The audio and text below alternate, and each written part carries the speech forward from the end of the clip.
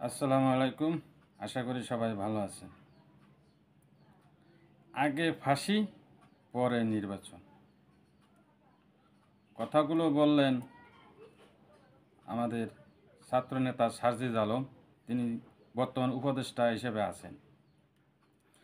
তার কথা হচ্ছে, অর্থাৎ সারজিদ আলমের কথা হচ্ছে এটা যে এই খুনি হাসিনার বিচার না হওয়া পর্যন্ত বাংলাদেশে কেউ নির্বাচনের কথা বলবেন না। অবশ্যই কথা দেশের জনগণও সায় দেবে। আপনারা জানেন এবং অবগত আছেন, গত 5ই আগস্ট আওয়ামী সরকারের পতন হয়েছে এবং আওয়ামী লীগের ওয়ার্ড থেকে কেন্দ্র পর্যন্ত সকল নেতা কর্মী এমপি মন্ত্রী সব দেশ থেকে পালিয়ে গেছে। তার কারণ গত 15টা বছর তারা জনগণের উপর যে অনাচার অত্যাচার করেছিল, তার প্রতিবাদের ক্ষোভ, মানুষ যে প্রতিবাদ করেছে, মানুষের ভিতর যে ক্ষোভ ছিল সেটা প্রকাশ করেছে। এজন্য মানুষ রাস্তায় নামিয়েছে, যার কারণে আওয়ামী লীগ সরকার পালিয়ে যেতে বাধ্য হয়েছে। এখন বিষয় হচ্ছে তারা যে অন্যায় অপরাধ করেছে এটার বিচার। এখানে কেউ কোনো একটা পক্ষ দেখা যাচ্ছে আগে নির্বাচন চাচ্ছে। আরে ভাই, নির্বাচন দিয়ে কি হবে? নির্বাচন তো আজও কালকে হবেই, বিচার তো আগে জরুরি। উপদেষ্টা পরিষদ এটাই চাচ্ছে যে ছাত্র আন্দোলনে যারা নির্বিচারে মানুষগুলো মারছে, নির্যাতন করেছে, এমনকি অনেকের লাশও খুঁজে পাওয়া যাচ্ছে না, যেটা সারজিদ আলম অভিযোগ করেছে। তারা এই লাশটা খোঁজারও চেষ্টা করছে।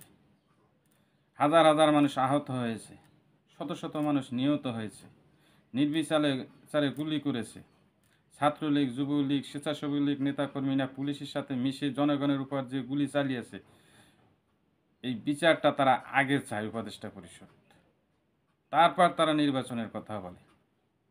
বিচার না করে, হাসিনার ফাঁসি না দিয়ে তারা নির্বাচন করতে চাচ্ছে না। এটা উপদেষ্টা পরিষদের কথায় তাই বোঝা যাচ্ছে। আর জনগণও কিন্তু এটাই চায়। আমার ব্যক্তিগতভাবে মনে করি জনগণ এটাই চায় যে এইসব গুম খুনের বিচার হোক। নির্বাচন তো হবেই, কিছুদিন পরে হলেও হবে। বিচারটা তো জরুরি দরকার। বর্তমানে দেশে যে পরিবেশ, একটা উচ্ছৃঙ্খল পরিবেশ তৈরি হচ্ছে বা হয়েছে, এজন্য দায়ী কে? দায়ী ওই ফেসিবাদী সরকারই। তাহলে আপনারা আগে নির্বাচন চান কীভাবে? আগে বিচার চান? আগে বিচার হোক। আগে বিচার হলে মানুষ অন্তত কিছুটা স্বস্তি পাবে, মানে শান্তি পাবে। তারপর না হয় নির্বাচন করেন। আর উপদেষ্টা পরিষদ তো সেটাই চাচ্ছে। তাহলে আমরা কেন এত নির্বাচন করি?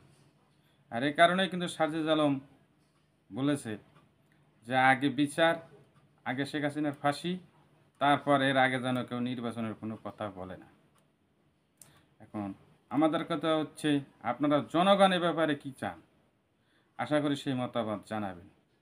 আজ এ পর্যন্তই। সবাই ভালো থাকবেন, সুস্থ থাকবেন। ধন্যবাদ।